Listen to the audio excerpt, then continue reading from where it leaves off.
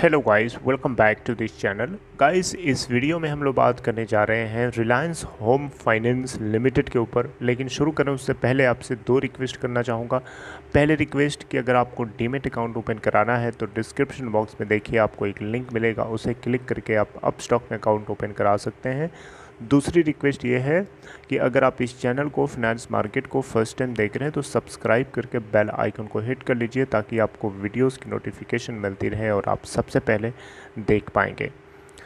तो guys, Reliance home finance limited में Friday को अगर आपने देखा हो तो 4.94% का अपर सर्किट लगा हुआ था। अगर हम देखें तो 9,148 टोटल वॉल्यूम ट्रेड किया एनएससी पे और 100% की डिलीवरी उठाई गई। 4.25 के ऊपर बंद हुआ, उसी के ऊपर ओपन हुआ। कोई लो कोई हाई नहीं बनाया, जो ओपन था वही उसका 50 इंट्राडे हाई था और 52 वीक हाई भी था। बीएससी के ऊपर अगर आप सिचुएशन को देखें तो 4.49 के अपर सर्किट के ऊपर ओपन हुआ, जो कि उसका इंट्राडे हाई था और 52 वीक हाई भी था। लोअर सर्किट पे लो बनाया था 4.24 का, हालांकि लोअर सर्किट 4.07 का लगा था। उसके बाद वापस बाउंस बैक करता है और बाउंस बैक करने के बाद 4.49 के ऊपर बंद होता है। लगभग 4.91% की तेज़ी के साथ बंद हुआ।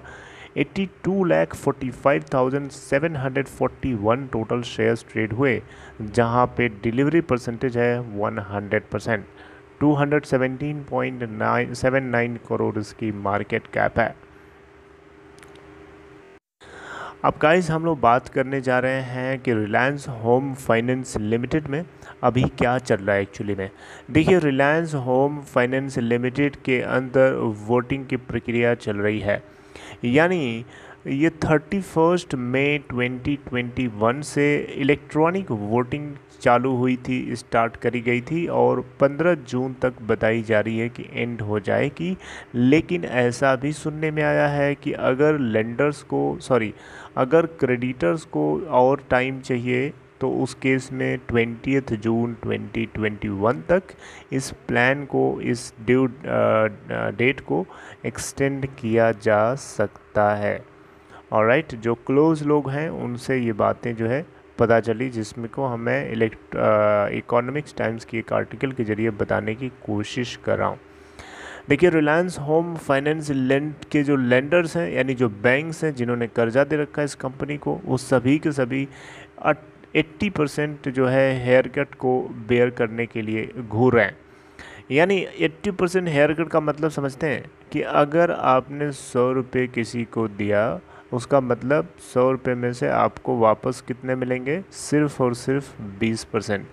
80% आपका हेयर कट हो गया, यानी वापस आपको नहीं मिलेगा। तो वही यहाँ पे भी है। रिलायंस होम फाइनेंस लिमिटेड के जो बैंक्स हैं, जिसमें यस बैंक सबसे टॉप पे है, जिसका जो इन्वेस्टमेंट है या जो लोन दे रखा है इस बैंक में, या ऐसे समझिए कि यस बैंक लिमिटेड का जो एक्सपोजर है 13% का है डेट का।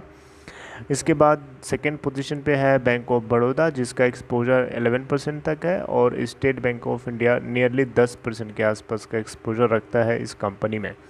तो इन सभी के सभी लोगों को 80% हेयर कट बेयर करना पड़ेगा और 20% सिर्फ मिलेगा इनको, और उसमें भी कुछ एडवांस मिलेंगे, यानी कुछ अप फ्रंट कैश पेमेंट के रूप में मिलेंगे, तो कुछ उनको डिफर्ड पेमेंट के रूप में यहाँ पे सक्सेसफुल बिडर्स होंगे वो इनको देने वाले हैं।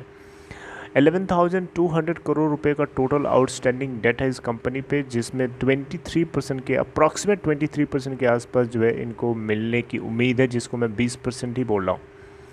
रिलायंस होम फाइनेंस लिमिटेड को एक्वायर करने के लिए हांगकांग बेस्ड दो कंपनीज़ हैं जो सामने आ रही हैं, जो सबसे ज़्यादा बिड कर रही हैं, जिनके ज़्यादा चांसेस हैं कि एक्वायर कर सकती हैं। अब इस दोनों में से कोई एक ही करेगी, दोनों नहीं करेंगी, लेकिन अब इन दोनों में से जो ज़्यादा पे करेगी वही जीत सकती है।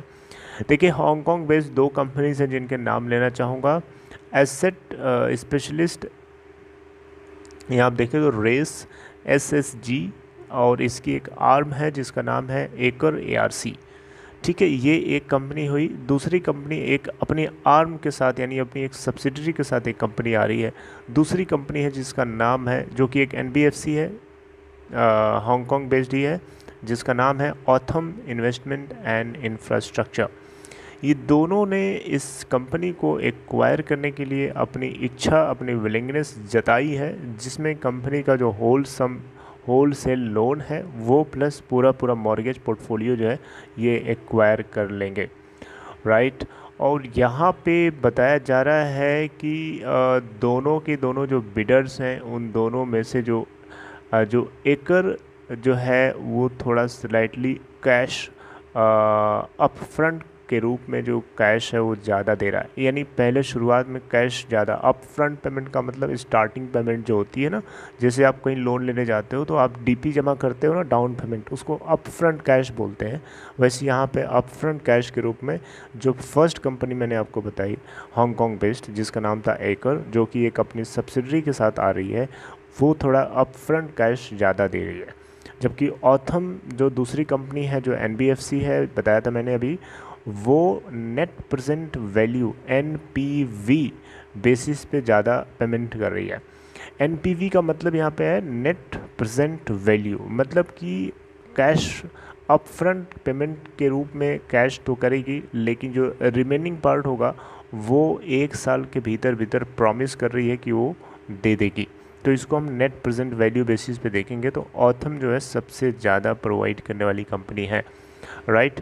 और जो रिमेनिंग पार्ट होगा वो नॉन कन्वर्टेबल डिबेंचर्स के रूप में ये 8% के इंटरेस्ट रेट से इशू का मतलब दे देंगे, ऐसा यहाँ पे ऑथम की तरफ से बताया गया। तो इस तरीके से ऑथम जो है स्लाइटली जो है फर्स्ट कंपनी से काफ़ी स्लाइटली है, काफ़ी नहीं है, स्लाइटली आगे दिख रही है, जिसके चलते यहाँ पे चांसेस हैं कि ऑथम इस बिड को जीत जाए। लेकिन अभी भी कुछ कहा नहीं जा सकता, क्योंकि बैंक्स अभी भी बहुत कुछ ट्विस्ट हो सकता है, क्योंकि 20 जून तक ये पूरी डेट टाइमलाइन को एक्सटेंड किया जा सकता है, राइट। तो ये है guys Reliance home finance limited को लेकर के लेटेस्ट अपडेट्स। आपको कंटिन्यूअस आगे क्या प्रोसीडिंग्स होती हैं I will definitely let you know, alright. So I hope you like this information. अगर आपको ये कंटेंट अच्छा लगा तो सिंपली आप इसे लाइक कर सकते हैं, एंड डिस्क्रिप्शन बॉक्स में लिंक है आपके लिए, उसे क्लिक करें और आप अपस्टॉक में अकाउंट ओपन करा सकते हैं।